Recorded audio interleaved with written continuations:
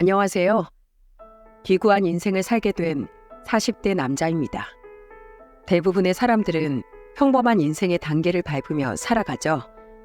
평범한 부모님 아래에서 평범하게 태어나고 자라 인생의 동반자를 만나 아이를 낳고 기르며 살아가는 아주 자연스러운 단계 말입니다.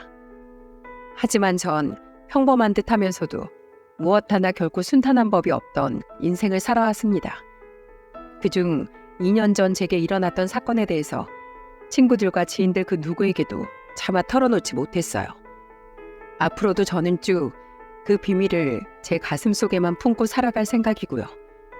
그래도 딱 한 번 누군가에겐 제 이야기를 털어놓고 싶어 떨리는 마음을 무릅쓰고 이렇게 사연을 보내게 되었습니다. 저는 서울의 한 철물점집 외동아들로 태어났어요. 저를 낳은 후 건강이 급속도로 나빠진 엄마는 끝내 건강을 회복하지 못하고 제 나이 7살에 그만 세상을 떠나시고 말았죠. 아버지는 장사를 하셨어야 했기에 전 시골에서 올라온 할머니의 손에 맡겨졌습니다.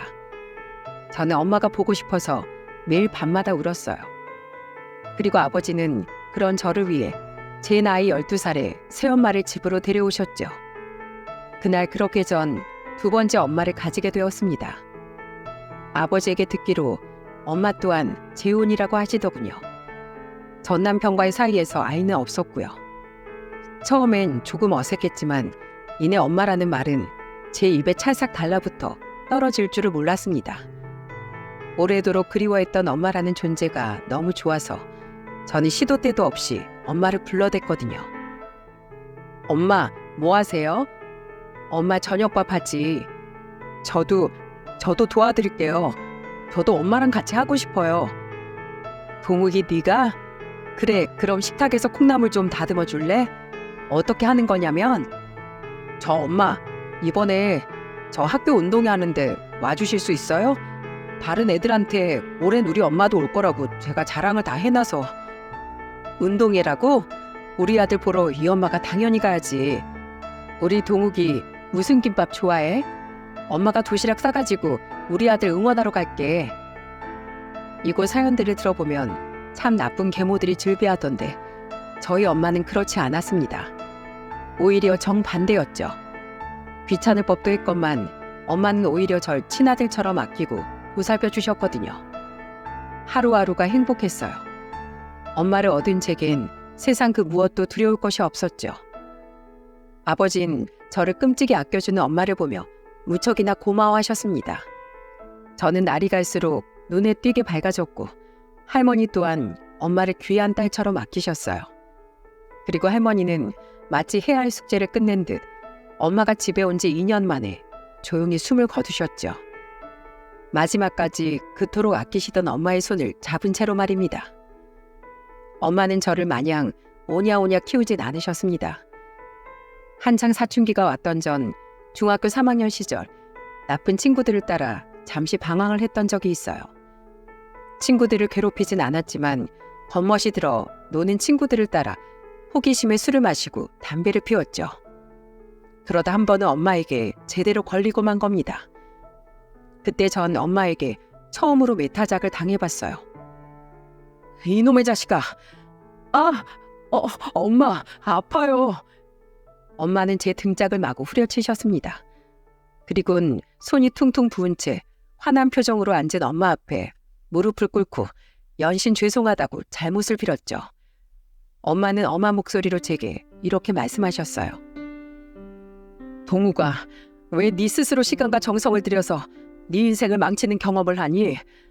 네가 잘못되면 그건 너뿐만이 아니라 이 아버지와 이 엄마의 가슴 또한 갈기갈기 찢어질 거다. 난 목숨보다 소중한 내 아들이 잘못된 길을 가는 걸 막기 위해서라면 얼마든지 회초리를 들 수 있어. 친구들하고 어울리는 거 좋지. 하지만 널 누구보다 아끼고 사랑해서 진심으로 조언하는 사람이 누군지 오늘 저녁에 곰곰이 생각해 보길 바란다. 그리고 그날 밤 늦게 퇴근하고 돌아오신 아버지에게도 호된 꾸짖음을 듣고 방으로 돌아가던 전 그만 보고야 말았습니다. 안방 침대에 힘없이 걸터앉아 흐느끼고 계시던 엄마를 말입니다.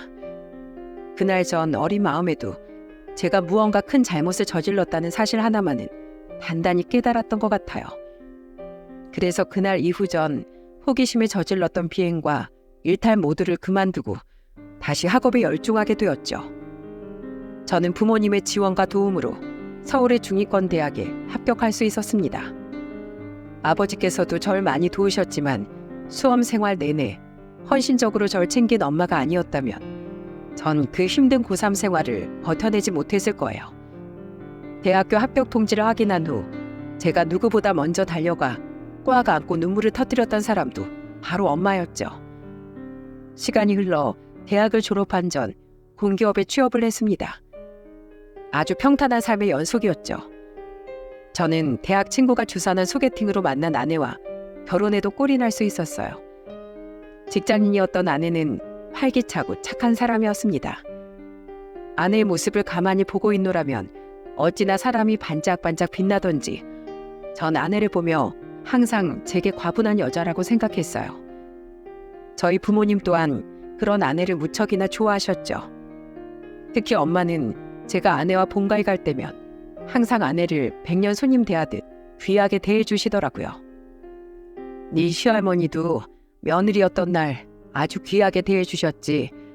세아가 널 보니 수많은 과거의 기억이 떠오르는구나.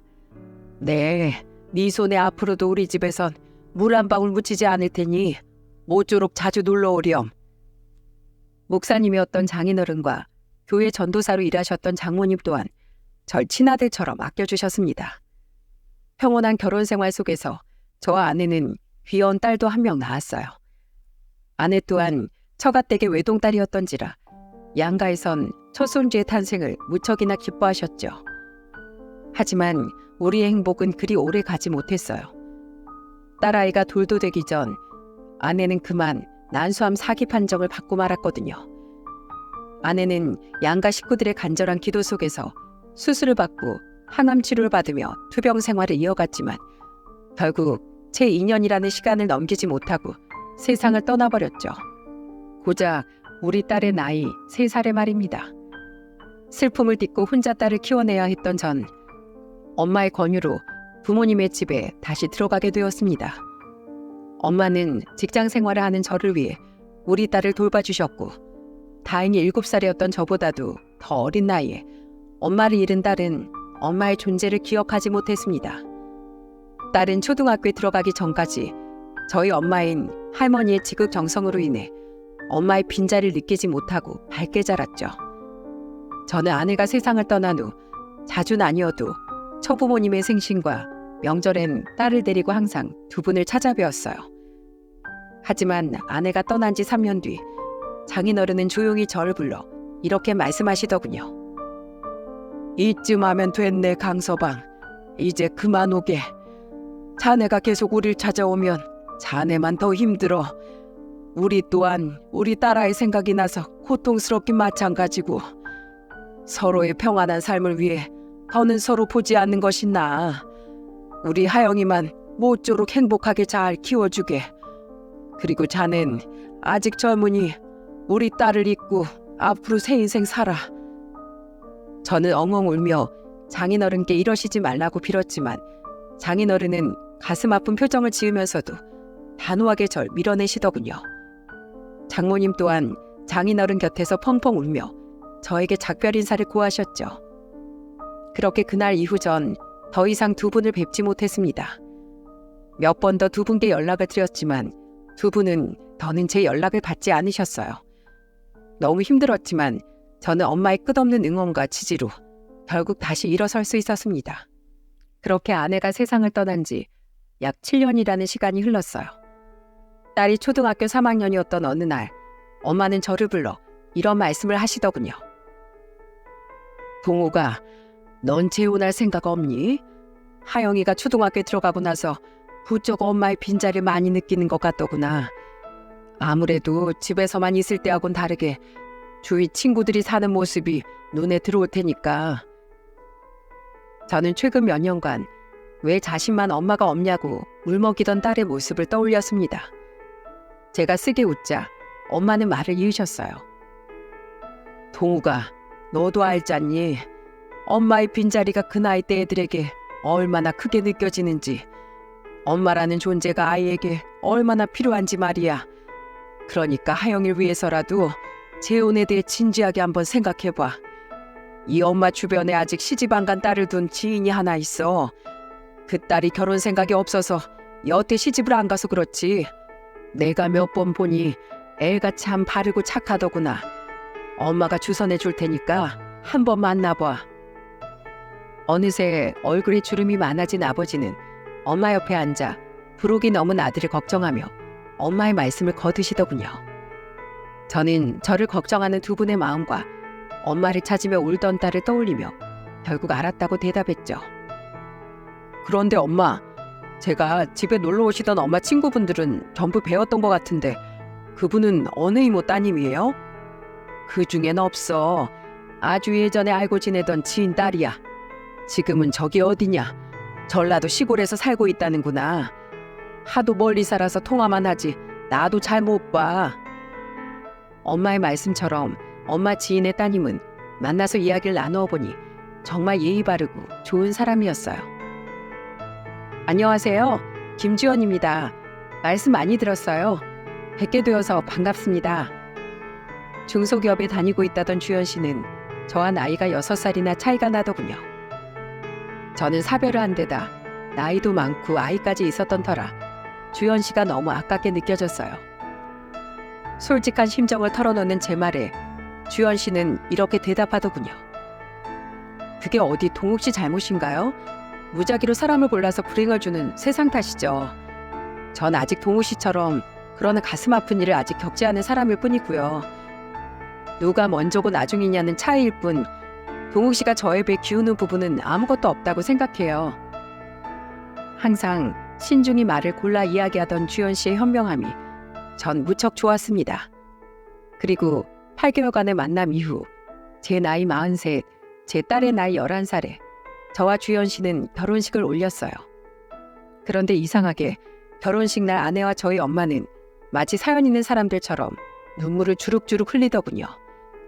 정작 장인어른과 장모님은 아내를 보며 종일 환하게 웃고 계셨고 심지어 제가 처음 결혼할 때 엄마가 울긴 하셨어도 그 정도는 아니었거든요.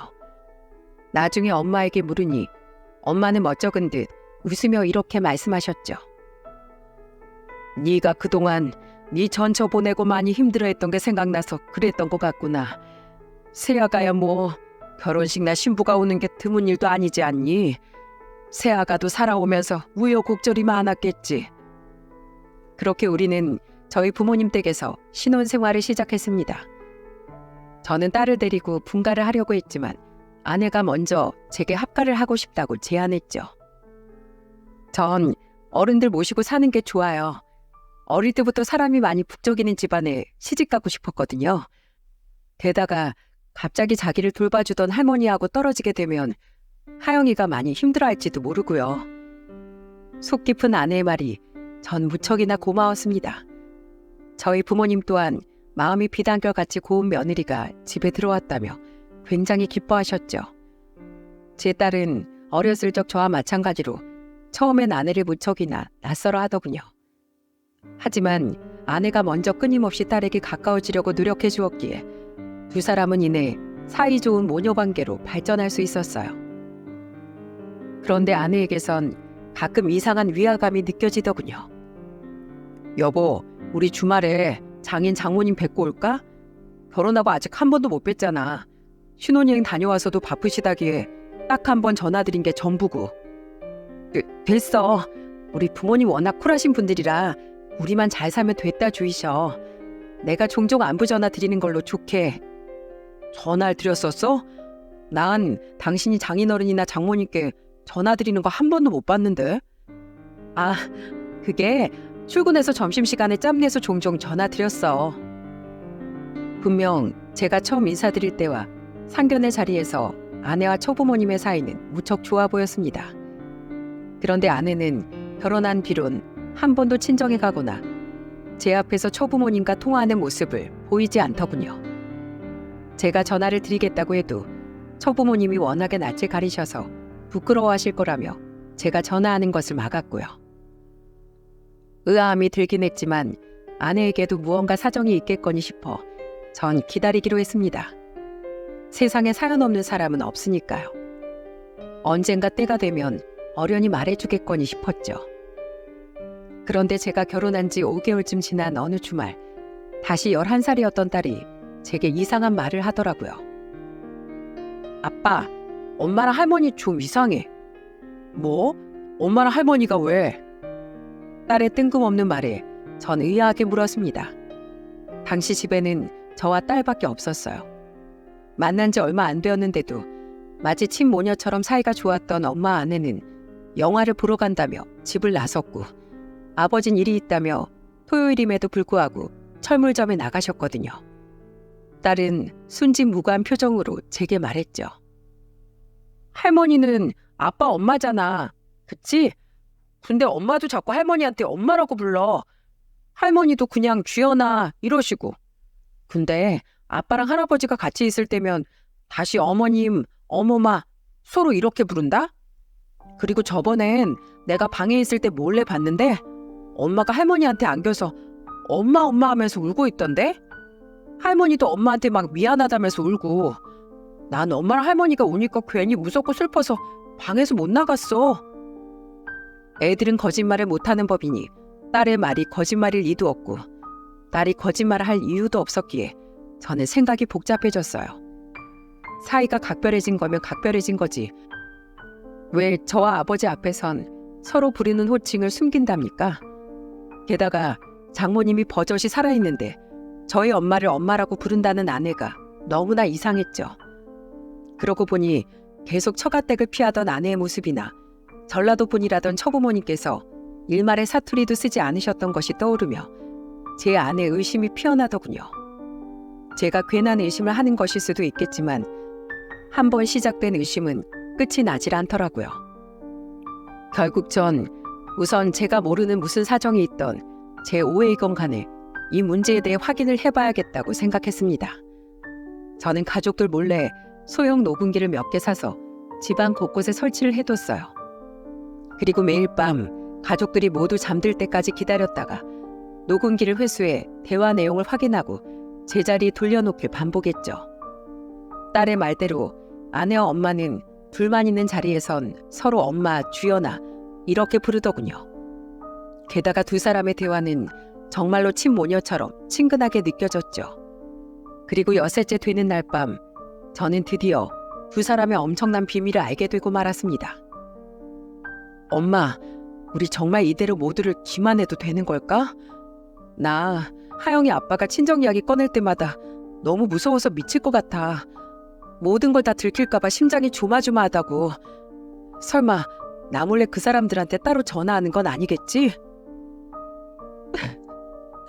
엄마, 2년 전에 내가 친엄마 찾겠다고 엄마를 찾아온 거 그게 정말 내가 잘한 일일까?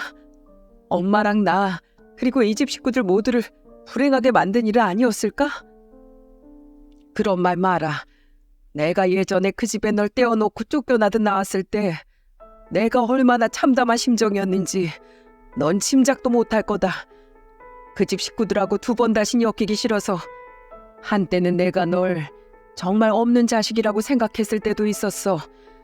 하지만 동욱이가 처음 결혼을 하고 나서 첫 며느리를 데려왔을 때 자식 버린 그 아이를 보며 네 생각이 나서 가슴이 무너졌다.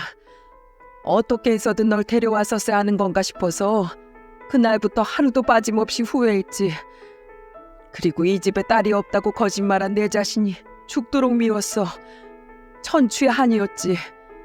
더 너를 찾을 수조차 없었으니까. 그런 네가 네 발로 내 앞에 나타났을 때 정말 신이 있다면 그 신의 발등에 입이라도 맞추고 싶었어. 넌 세상에 단 하나뿐인 내 핏줄이야. 난 두 번 다시 널 잃을 수 없다. 세상 그 누가 손가락질을 한다 한들 말이야. 너무 놀라서 제 손이 벌벌 떨리더군요. 지금 제가 들은 내용이 맞는지 믿기지가 않아 저는 녹음본을 2번, 3번을 다시 돌려들었습니다. 그때가 돼서야 비로소 현실이 받아들여지더군요. 처음부터 모두 거짓이었던 거예요.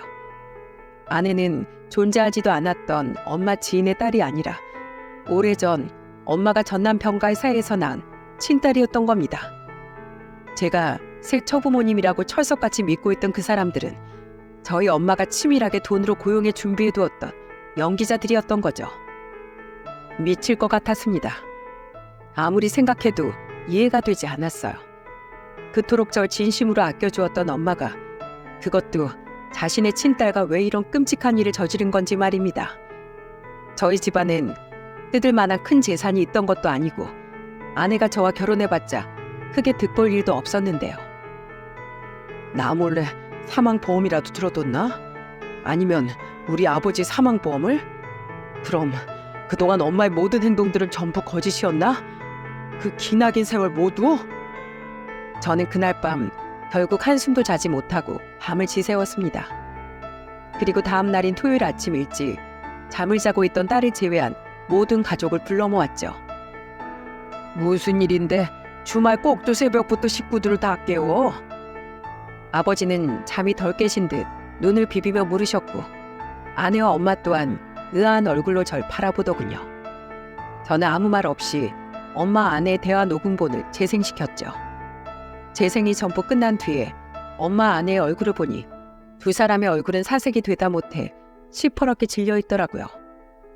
마찬가지로 아버지 또한 상황 파악이 안 되는지 경악한 표정으로 우리를 번갈아 보셨습니다. 저는 싸늘한 눈으로 엄마 아내를 바라보며 말했어요. 하영이가 이상한 말을 하길래 제가 괜한 의심을 풀어보고자 집에 녹음기를 설치했었어요. 그런데 제 괜한 의심이 아니었더군요. 엄마, 이게 정말이에요? 정말로 저 사람이 엄마 친딸이고 그걸 뻔히 알면서도 저랑 저 사람을 일부러 재혼시킨 거예요? 대체 왜요? 돈 때문이에요? 그렇게 가만히 있지 말고 무슨 말씀이라도 해보세요. 저 지금 미치기 일보 직전이니까. 당신도 입만 꾹 다물고 있지 말고 뭐라고 변명이라도 좀 해봐. 이게 다 무슨 일인지. 저는 끝내 배신감을 참지 못하고 소리쳤습니다. 아내는 아무 말도 못하고 바들바들 떨며 눈물을 뚝뚝 떨구더군요. 엄마! 제가 사나운 표정으로 엄마를 부르짖자 그제야 엄마는 눈을 질끈 감았다 뜨시더니 눈물을 흘리며 모든 진실을 털어놓으셨어요. 그리고 엄마 입에서 나온 이 끔찍한 사건의 전말은 우리 모두를 탈주가 없는 미로로 밀어넣었습니다. 미안해요, 여보. 미안하다, 동우가. 나도 이렇게 긴 시간 동안 두 사람을 속이려고 했던 건 아니었어. 그동안 나도 마음이 괴로워서 미칠 것 같았다. 사실 난 전 남편과 전 시댁에게 학대에 가까운 시집살이를 당했어. 풍족한 집안이었던 시댁에선 고 하나 다름없던 날 처음부터 탐탁지 않게 여겼단다. 나중에 알고 보니까 내 남편 또한 가족이 없던 날 거의 말 잘 듣는 몸종처럼 부리려고 그 집에 데리고 갔던 거더라고. 처음엔 그저 무시만 좀 하고 구박하던 시부모란 사람들은 내가 딸인 주연이를 낳고 더 이상 아이를 가지지 못하자 그때부턴 대놓고 날 멸시하더구나.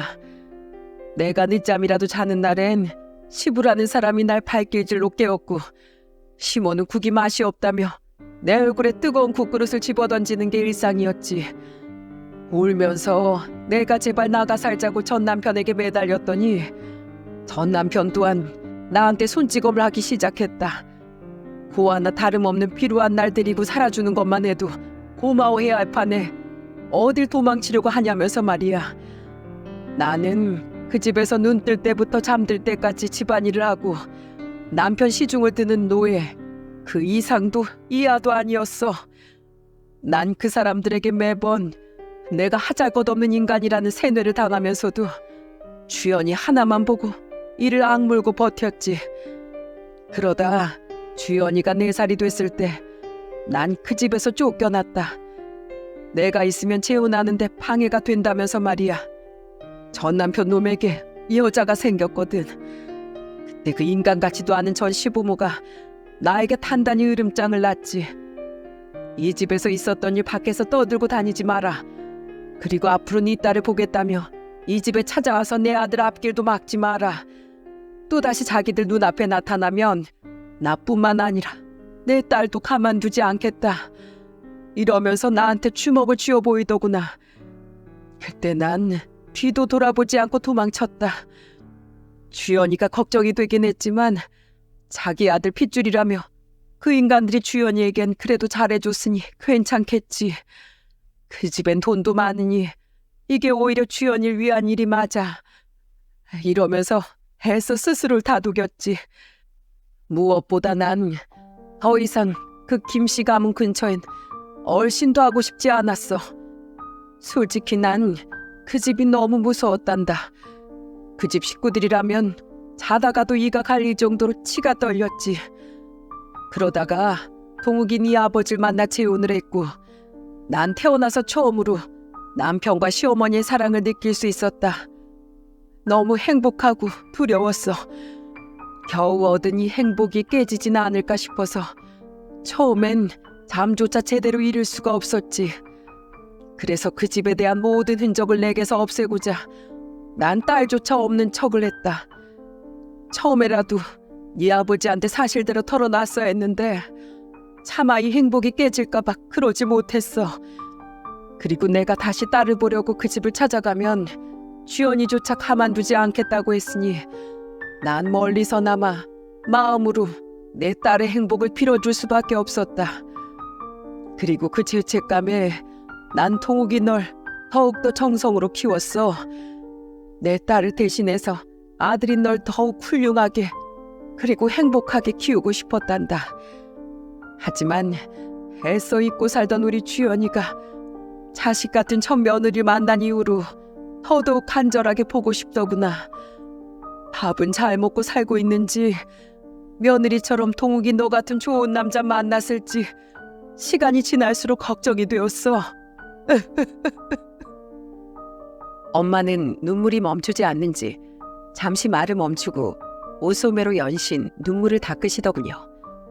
아내는 옆에서 엄마의 어깨를 감싸 안으며 함께 흐느꼈죠. 겨우 울음을 그친 엄마는 다시 말을 이으셨습니다.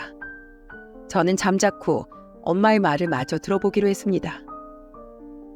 그런데 2년 전 주연이가 날 찾아왔다.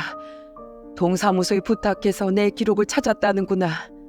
한동안 멀리서 날 지켜봤다던 주연이는 내가 외출한 틈을 타 내게 말을 걸어왔지.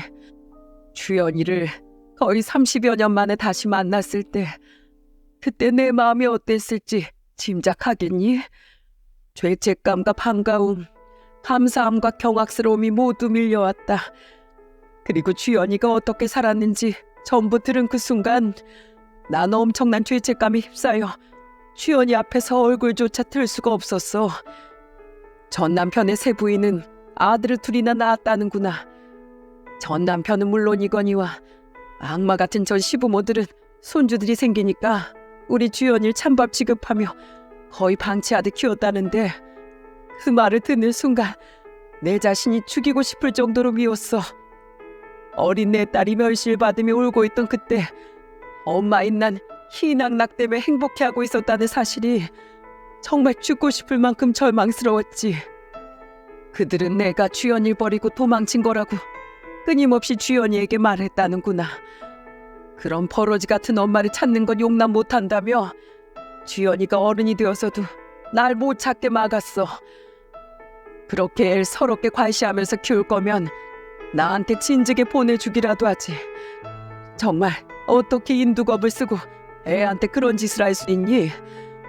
때문에 평생 날 원망하며 살던 주연인 전 시부모란 인간들과 전 남편이 모두 세상을 떠난 뒤에 비로소 날 찾아왔던 거다.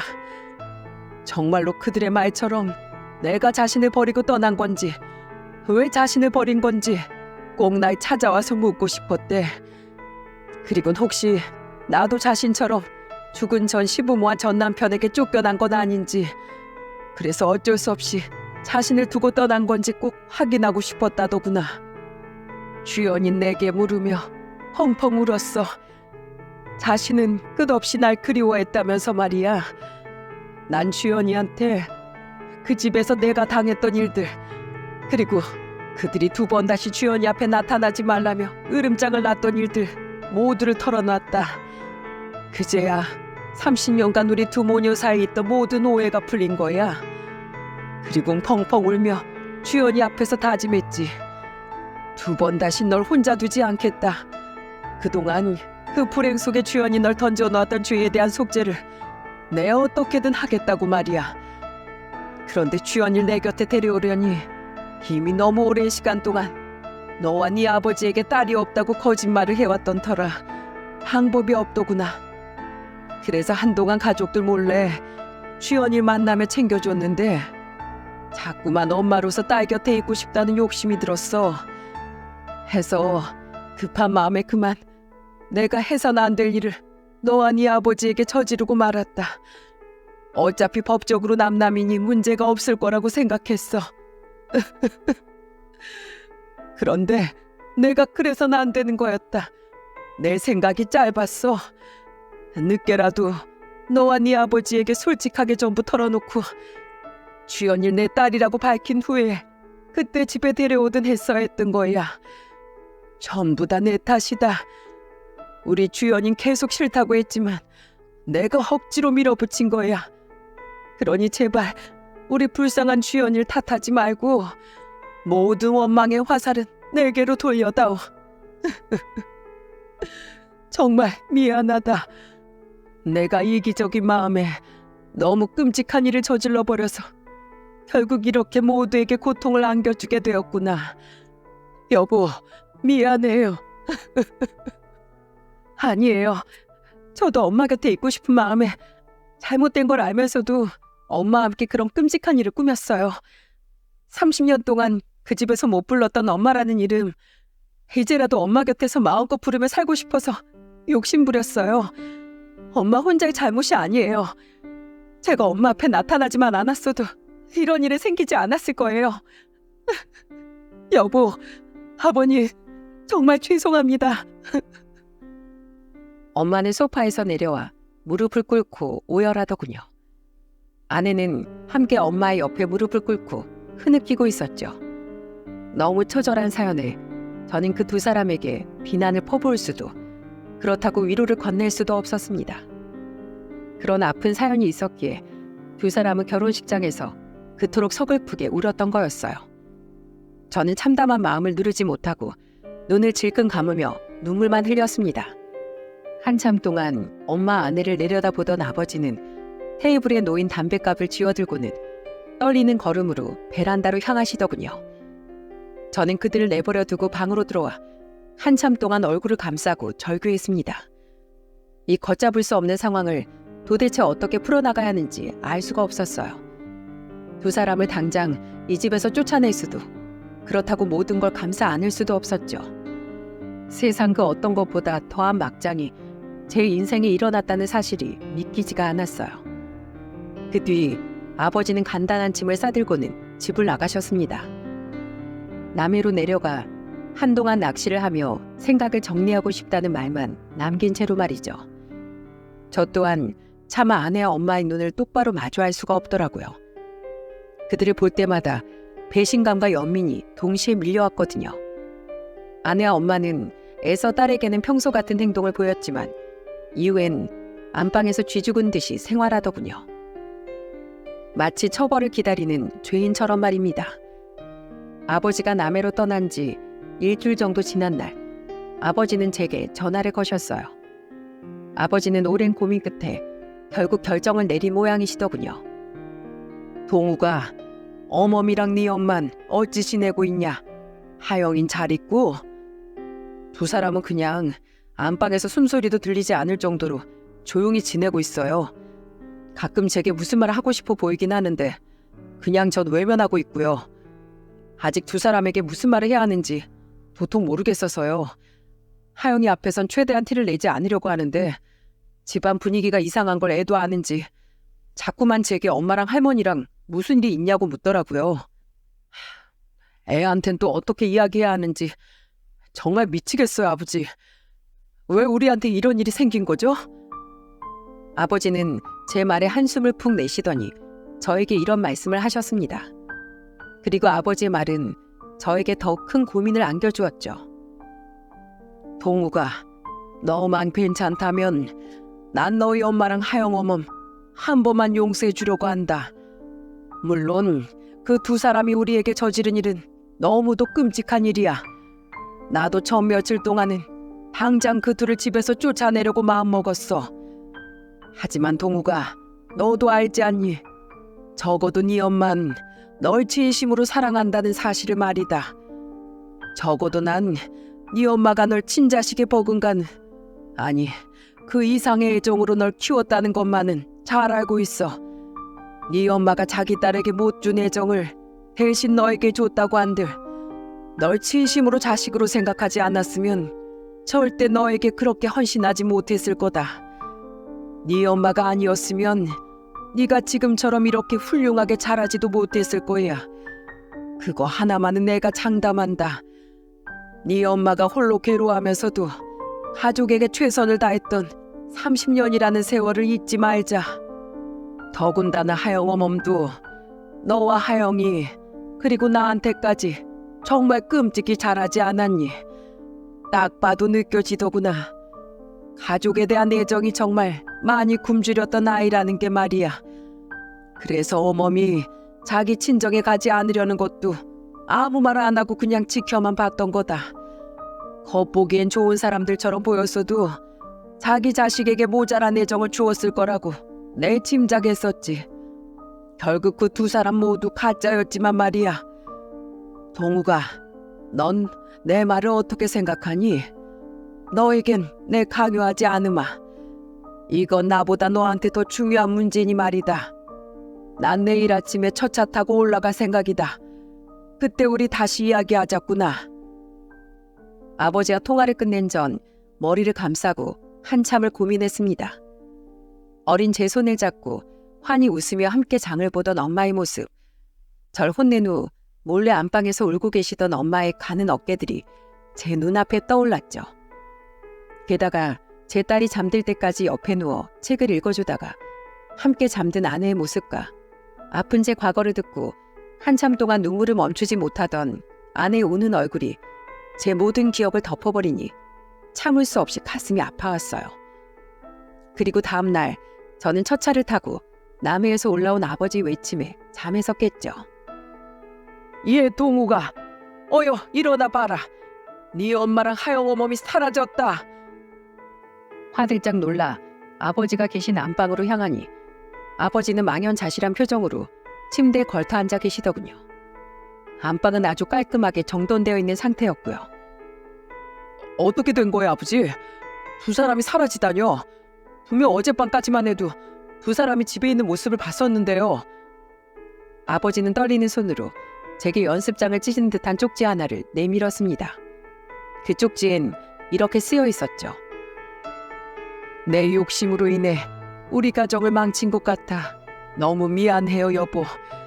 이렇게 큰 죄를 짓고 더는 두 사람 앞에 얼굴을 들고 살아갈 수가 없어서 새벽을 틈타 주연이와 함께 조용히 떠납니다. 동우가, 미안하다. 엄마로서 하지 말아야 될 일을 저질러 한 번씩 엄마 안을 잃었던 너에게 또다시 같은 상처를 주게 되었구나. 부디 이 끔찍한 엄마를 용서하지 마렴. 두 사람 곁에서 평생을 속죄하고 싶지만 못난 엄마 탓에 오랜 시간 마음고생하며 살았던 주연이 곁을 더는 떠날 수가 없다. 하지만 동우가 30년이 넘는 세월 동안 난 진심으로 네 엄마로 살 수 있어서 행복했단다.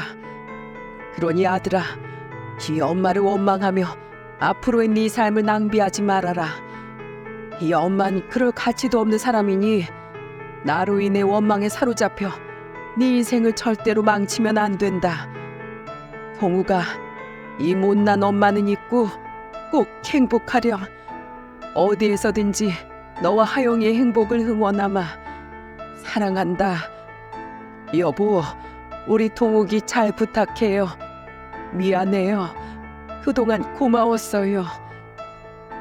엄마의 마지막 편지를 읽은 전 그만 그 자리에 무너지듯 주저앉았습니다.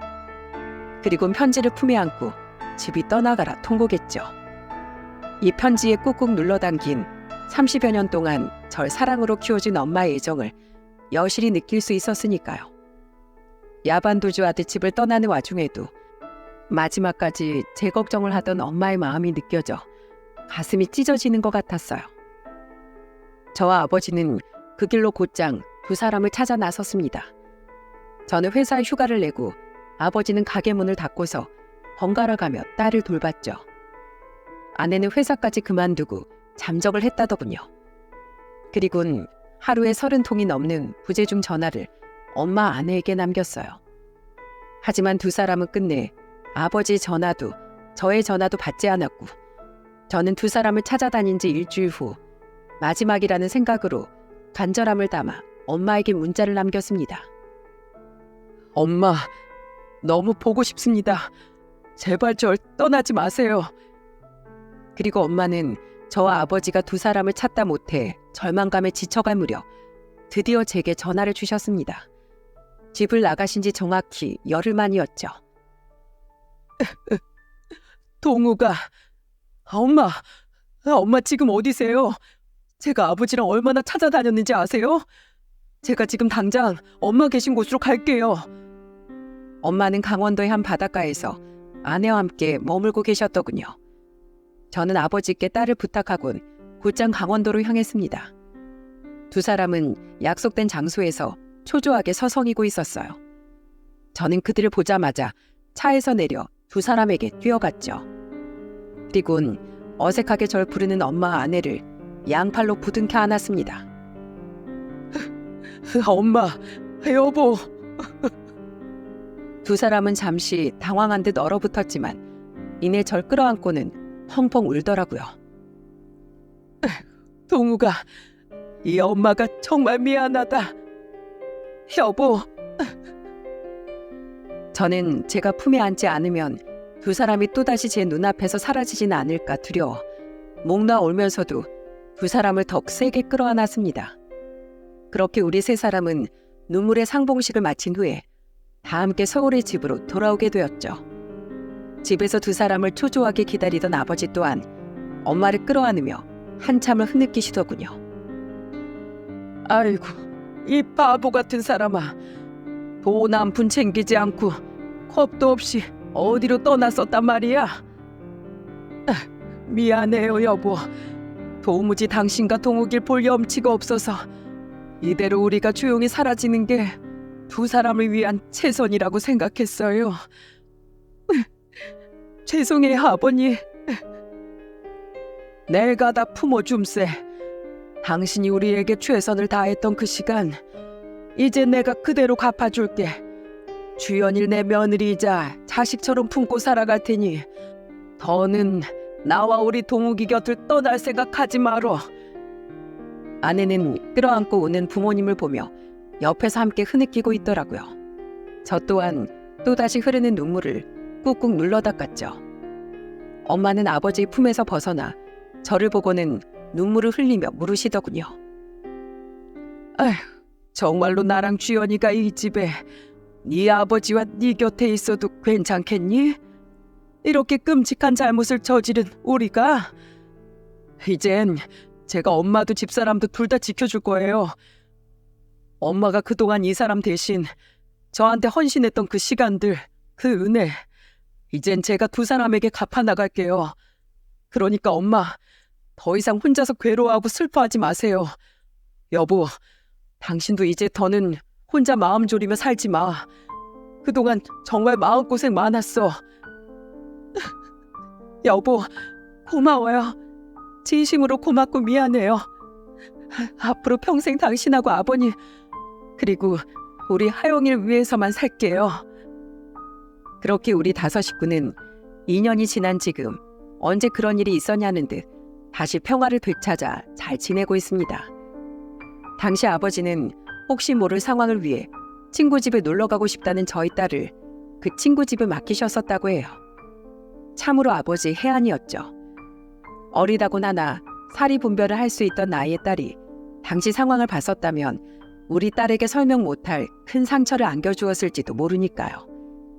2년 전 다행히 사표를 처리할 수 있었던 아내는 요즘 직장을 다니면서도 초등학교 6학년이 된 딸아이의 조기 교육에 열심히 일합니다. 딸아이가 공부에 대한 욕심이 남달랐기에 벌써부터 중학교 2학년 과정을 배우는 종합학원에 딸을 보내고 자신도 학부모로서 입시를 어떻게 준비해야 하는지에 대해 열심히 공부하고 있죠. 자식을 잘 되게 하는 건 차라리 부모 몫이라면서 말입니다. 아내는 겪을수록 엄마의 좋은 점만을 빼닮은 착하고 좋은 사람이더군요. 저희 아버지께선 최근 철물점을 정리하셨습니다. 엄마의 가슴 아픈 과거를 듣고는 앞으로는 더 나이가 들기 전에 엄마를 위해 더욱 많은 시간을 쓰고 싶으시다면서요. 이후 두 분은 요즘 이곳저곳 놀러 다니며 노후를 즐기고 계십니다. 한두 달에 한 번은 5 식구 모두 다 같이 근교로 여행을 다니기도 하며 우리는 가족 간의 우애를 더욱 돈독히 만들고 있죠.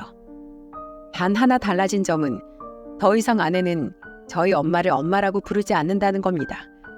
대신 모든 며느리들이 그리하듯 어머님이라고 부르더군요. 제가 그 이유를 물었더니 아내는 희미한 미소를 지으며 이렇게 말했습니다. 어머님도 엄마라는 뜻은 마찬가지니까 그걸로 만족하려고요. 내 욕심 때문에 하영이에게 더는 혼란을 주고 싶지 않아요. 하영이 엄마가 되려면 제가 가진 것 중 하나는 마땅히 포기할 줄 알아야죠. 제가 지금 누리고 있는 이 행복이 얼마나 과분하고 감사한 일인지 충분히 알고 있거니와 지금은 하영이 엄마로서의 내 삶이 더 중요해요. 많은 분들은 이렇게 생각하실 겁니다. 아무리 친엄마는 아니어도 어떻게 엄마의 딸과 결혼 생활을 이어갈 수 있냐고요. 저 또한 마찬가지였기 때문에 오랜 시간 동안 괴로운 고민을 했었죠. 하지만 엄마 아내가 눈앞에서 사라진 순간 깨달았네요. 반평생을 저를 위해 헌신했던 엄마에 대한 사랑과 은혜를 전 절대로 외면할 수 없다는 사실을 말입니다. 저는 앞으로 더는 아무 생각하지 않고 지금 제 곁에 있는 저희 가족의 행복을 최선을 다해 지켜나갈 생각이에요. 제 딸은 제 아내와 엄마의 사이가 특별히 돈독한 고부 사이인 줄로만 알고 있습니다. 우리 가족은 딸을 위해서 딸뿐만 아니라 그 누구에게도 말하지 않고 이 귀구한 비밀을 영원히 안고 살아갈 생각이죠. 아무에게도 할 수 없었던 긴 이야기를 이곳에서나마 털어놓으니 조금 가슴이 후련해지는 것 같기도 한편으론 제가 안고 있는 이 비밀이 더욱 무겁게 느껴지기도 하네요. 하지만 여러분, 부디 저희를 손가락질하지 마시고 아주 조금만 너그럽게 마음을 써주셔서 어렵게 지킨 저희 가족의 행복을 빌어주시면 진심으로 감사하겠습니다. 마지막으로 이 사연에 등장한 이름들은 모두 만약을 위해 가명을 사용하였음을 양해 부탁드립니다. 제 사연을 들어주신 많은 분들께서 언제까지나 행복하시길, 여러분의 가정엔 그 어떤 불화도 없이 항상 평온하시길 빌게요. 제 이야기를 들어주신 모든 분들께 감사를 전합니다.